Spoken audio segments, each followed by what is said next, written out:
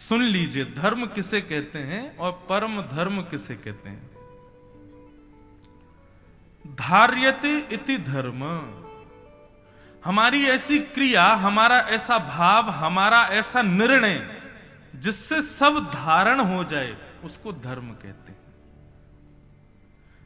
हमारी ऐसी क्रिया, हमारा ऐसा भाव, हमारा ऐसा निर्णय जिससे सब बिखर जाएं, बस मैं बच जाऊं, वही अधर्म।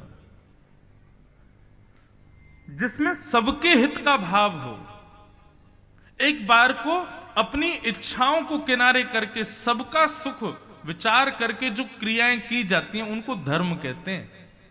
मंदिर में जाकर के दूध चढ़ा देना, हनुमान जी पर चोड़ा चढ़ा देना, अगरबत्ती घुमाना, घंटी बजाना, आरती करना, यह धर्म नहीं है।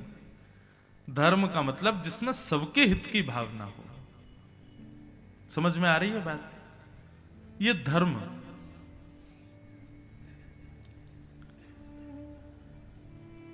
एक प्रकार से दुकानदार अपनी दुकान पर जाकर के बैठता है और सही तरीके से बिल्कुल शिष्टाचार का पालन करते हुए अपनी दुकान चलाता है, वह उसका धर्म है। एक पायलट प्लेन उड़ाता है, वो उसका धर्म है। ट्रेन चालक ट्रेन अपनी स्थिति से चलाता है, बिल्कुल उसमें किसी भी प्रकार का छल कपट नहीं करता, तो वो उसका धर्म है। ये सब धर्म के अंतर्गत आते हैं।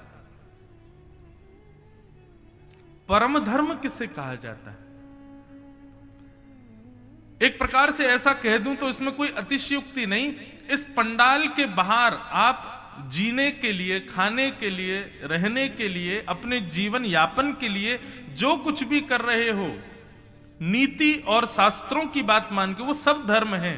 परंतु यहां बैठ करके जो आप कर रहे हो, ये परम धर्म है।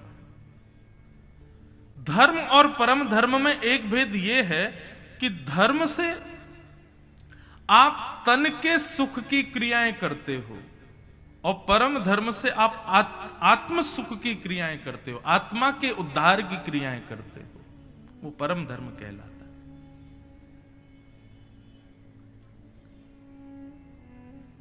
हम भागवत की कथा कराएं, हम वैदिक अनुष्ठान कराएं, हम मानव कल्याण के लिए यज्ञ कराएं, गरीब कन्याओं का विवाह करें, गरीब बालकों के लिए सुंदर विद्यालय बनवाएं, ये सब परम धर्म के अंतर्गत आते हैं।